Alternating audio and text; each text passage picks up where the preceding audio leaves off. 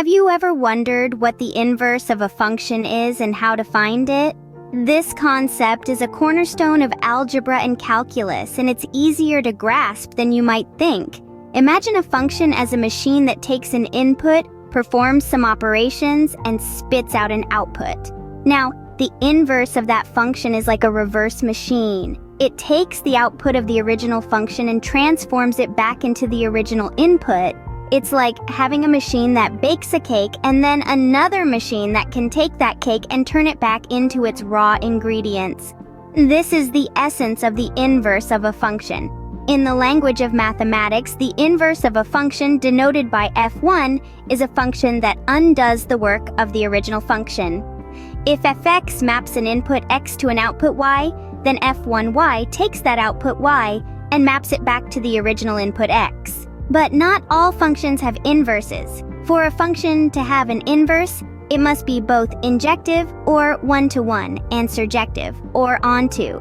This means that for every output y, there must be a unique input x that produces it, and every possible output y within the range of EF must be reachable by at least one input x. Now, how do you find the inverse of a function? The process is straightforward. 1. Replace fx with y. 1. Swap the positions of x and y. 1. Solve the resulting equation for y in terms of x. 1. Replace y with f1x. Let's illustrate this with an example. Consider the linear function fx equals 2x plus 3. 1. Replace fx with y to get y equals 2x plus 3. 1. Swap x and y to get x equals 2y plus 3. 1. Solve for y to get y equals x3/2. 1. Replace y with f1x to get f1x equals x3/2. That's it. You've found the inverse of the function. Let's try another example with a quadratic function. Consider the function f(x) equals x squared. 1. Restricted to non-negative outputs. 1. Replace fx with y to get y equals x squared. 1. 1. Swap x and y to get x equals y squared. 1. 1. Add 1 to both sides to get x plus 1 equals ye squared. 1. Take the square root of both sides to get y equals plus x plus 1.